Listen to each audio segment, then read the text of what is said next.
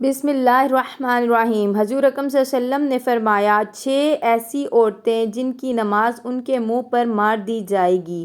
قبولیت اعمال ایک راز ہے جو موت کے بعد ہی کھلے گا، اور اگر اعمال کے قبول و عدم قبول کا معلوم کرنا اتنا آسان ہوتا تو ریاکاروں اور بدعتیوں کی اتنی کثرت نہ ہوتی۔ ہاں، البتہ شریعت نے قبولیت اعمال کا معیار اور کسوٹی بتا دی ہے کہ عمل کرنے والا صحیح العقیدہ اور عمل عین سنت کے مطابق ہو اور خلوص پر مبنی ہو، اور اپنے نیک اعمال کو برباد کرنے والے گناہوں سے بچتا ہو، تو اسے اللہ تعالیٰ سے قبولیت اور فضل کی امید رکھنی چاہیے۔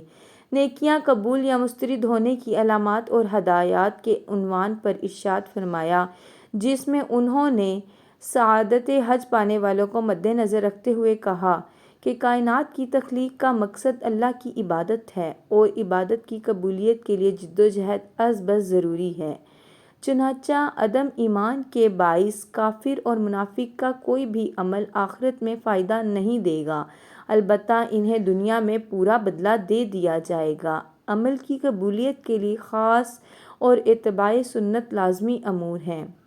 اخلاص کا مطلب یہ ہے کہ نیکی کا مقصود اور مطلوب صرف رضائے الہی ہو، جس کے لیے نیت بنیادی کردار کی حامل ہے، کیونکہ نیت کی وجہ سے چھوٹا عمل بھی بڑا بن جاتا ہے۔ انہوں نے یہ بھی کہا، تقویٰ تسلسل کے ساتھ نیکیاں، نیکی کے لیے دلی رغبت، نیکی پر ثابت قدمی اور انسانی اعضاء کا صحیح سلامت رہنا نیکی قبول ہونے کی علامات میں سے ہے۔ اگر انسان کو بدعت کی حقیقی معرفت مل جائے تو اسے اپنی ساری زندگی کی عبادات بھی ہینچ نظر آئیں۔ اسی لیے تو عظیم ترین عبادات بھی استغفار سنت نبوی ہے، اور مومن کبھی بھی اپنی نیکی پر گھمنڈ نہیں کرتا، بلکہ اللہ تعالیٰ سے قبولیت کی امید رکھتا ہے، چنانچہ قبولیت کے لیے دعا اور شکر گزاری اپناتا ہے۔ شکر کرنے پر اللہ کی طرف سے قبولیت کا وعدہ ہے۔ دوسری جانب شرک، ریاکاری، نیکی کے عوض دنیاوی مفادات کا حصول، حالت ارتداد میں موت، دین سے نفرت، اللہ کی آیات اور آخرت میں ملاقات کا انکار، غضب الہی کا موجب بننے والے اعمال، منافقت،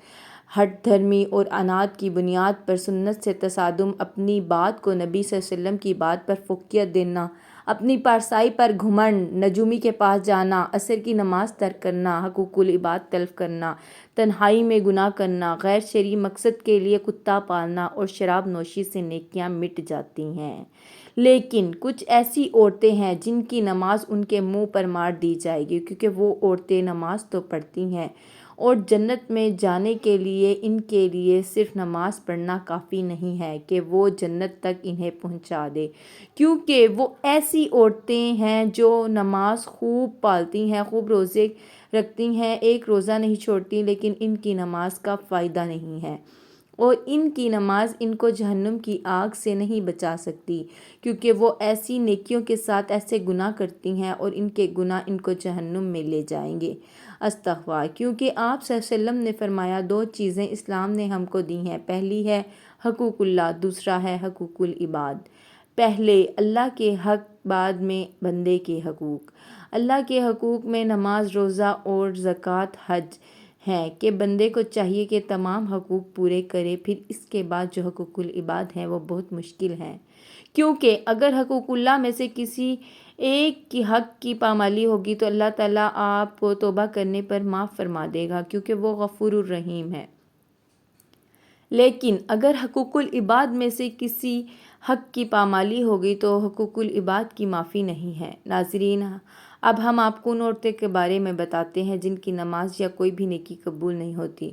رسول اکرم صلی اللہ علیہ وآلہ وسلم نے یہ بات بھی بیان کی تھی کہ جو عورت جو جوان ہو جائے، جب تک سر پر دوپٹہ نہیں ہے، اس کی نماز نہیں ہوتی، اور آپ صلی اللہ علیہ وسلم نے یہ بھی فرمایا، جو اپنی بالوں کو نہیں ڈھانپتی تو اس کی نماز قبول نہیں ہوتی۔ رسول اللہ صلی اللہ علیہ وسلم نے یہ بھی فرما دیا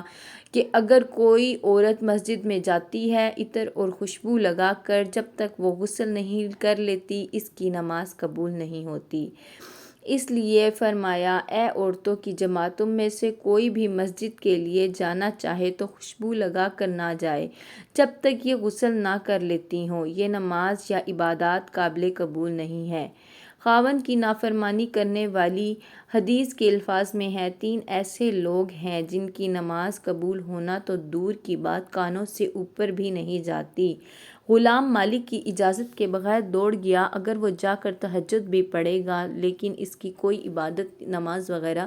قبول نہ ہوگی۔ ایسی عورت جو اپنے خاوند کو ناراض کر کے رات گزارتی ہے، اس کی بھی نماز قبول نہیں کی جاتی۔ اور ایسا انسان جو لوگوں کو نماز تو پڑھاتا ہے لیکن لوگ اس کی امامت پر خوش نہیں ہے، پسند نہیں کرتے، شرط یہ ہے کہ کوئی شرعی سبب ہو، ویسے مزاج کی بات نہ ہو۔ ایسا انسان اگر کسی سبب کی وجہ سے لوگ اسے نہیں پسند کرتے تو ایسے انسان کی نماز بھی قبول نہیں ہوتی۔ حضرت ابو ہریرہ رضی اللہ تعالیٰ عنہ سے روایت ہے،